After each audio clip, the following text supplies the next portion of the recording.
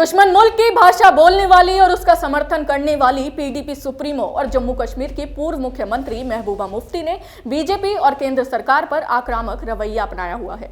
अनुच्छेद 370 हटने से पहले कश्मीर में सिर्फ मुफ्ती और अब्दुल्ला परिवार का राज था, जिसमें घाटी के युवा आतंकवाद की ओर तेजी से बढ़ रहे थे।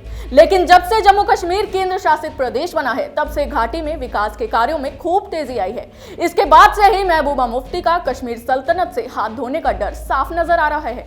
आखिर क्या है पूरा मामला, देखिए हमारी इस खास रिपोर्ट में। दुश्मन मुल्क के सुर से सुर मिलाने वाली महबूबा मुफ्ती की बौखलाहट अब साफ नजर आ रही है। केंद्र सरकार पर मुफ्ती ने बयान देते हुए कहा कि चुनाव कश्मीर समस्या का हल नहीं है।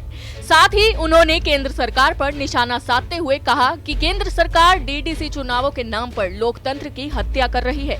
इस बयान से ये साफ नजर आ रहा है कि मुफ्ती को कहीं न कहीं ये आभास है कि कश्मीर की जनता को अनुच्छेद 370 हटने के बाद बेरोजगारी की समस्याओं से निजात मिली है और आगामी चुनावों में कश्मीर में बीजेपी का परचम लहराने की उम्मीदें काफी बढ़ गई हैं। इसी असुरक्षा के चलते बीजेपी पर हमला बोलते हुए मुफ्ती ने कहा कि अगर हम चीन से बातचीत कर रहे हैं, जिसने हमारी जमीन ले ली है, तो पाकिस्तान के साथ क्यों नहीं। उन्होंने मुद्दे का हल निकालने के लिए भारत और पाकिस्तान के बीच बातचीत पर जोर दिया। साथ ही महबूबा मुफ्ती ने ये भी कहा कि क्या ये मुस्लिम देश होने के नाते ऐसा हो रहा है क्योंकि अब सब चीजें सांप्रदायिक हैं। उल्लेखनीय है कि महबूबा मुफ्ती ने यहाँ भी हिंदू मुस्लिम कार्ड चलने की कोशिश की।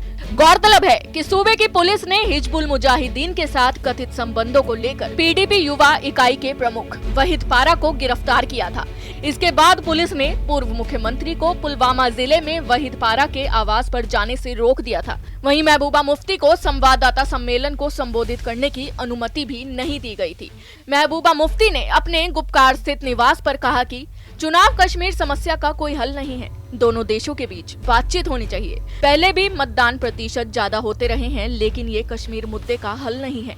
यहाँ लगभग 9 लाख सुरक्षा बल हैं। किस अन्य राज्य के असैनिक क्षेत्रों में इतनी तादाद में सुरक्षा बल हैं? यदि अनुच्छेद 370 ने सभी मुद्दों का हल कर दिया है, तो अब भी कश्मीर में सेना क्यों तैनात है? उन्हें सीमा पर जाना चाहिए था। इसी के साथ महबूबा मुफ्ती का ये भी कहना है कि पीडीपी को निशाना बनाया गया है। दरअसल पीडीपी सुप्रीमो का कहना है कि गठबंधन उम्मीदवारों को डीडीसी चुनावों में स्वतंत्र रूप से प्रचार करने की अनुमति नहीं थी।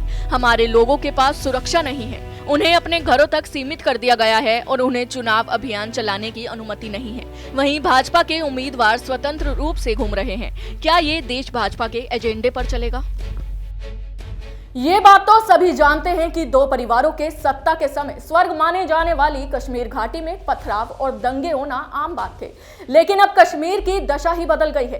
केंद्र सरकार द्वारा घाटी में दिए जा रहे 10% फंड से कश्मीर के लोगों को रोजगार मिल रहा है, जिसके बाद लोगों को सही और गलत का फर्क पता चला है। फिलहाल के लिए बस इतना ही। बाकी खबरों के लिए आप देखते रहिए कैपिटल टीवी। नमस्कार। अगर आपको हमारा वीडियो पसंद आया हो तो इसे लाइक करें, हमारे चैनल को सब्सक्राइब करें और हाँ, बेल आइकन दबाना ना भूलें ताकि आप तक हमारे वीडियो की नोटिफिकेशन पहुंचती रहे। आप अपना सुझाव हमें कमेंट बॉक्स में दे सकते हैं। हमारे साथ जुड़ने के लिए शुक्रिया।